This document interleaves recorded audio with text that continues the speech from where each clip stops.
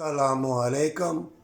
میں درس ایسا ہی دوں گا کہ یہ فتنوں کے دور میں تم ولی اللہ بن جاؤ، نیکوکار بن جاؤ، اور اللہ کے الفاظوں کا تم کو بتلاؤں گا کہ اگر تکبر غرور سے پڑھو گے تو مارے جاؤ گے۔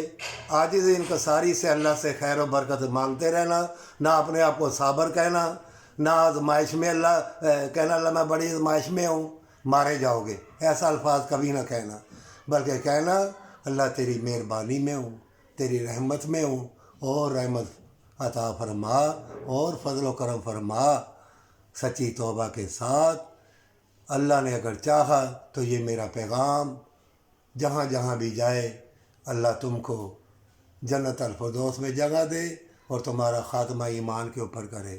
کیوں کہ یہ فتنوں کا دور ہے، سب کے اندر سیکس، بدکاری، بے حیائی اور ملاوٹ والی چیزیں کھا کے سب بدکاری کی طرف دوڑ پڑے ہیں، اور مشرکین جو اسلام کے دشمن ہیں، اپنے بھی دشمن ہیں، وہ تم سب کو ننگا دیکھ رہے ہیں۔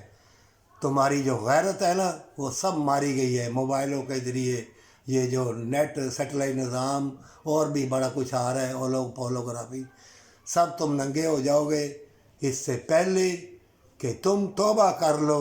اور میں چاہتا ہوں تم کو ایسی باتیں بتلاؤں تم سب جنتی ہو جاؤ اور اللہ کے نیک بندے بن جاؤ۔ جان لو اگر عالم دین بھی ہو، تکبر کیا، مارے جاؤ گے۔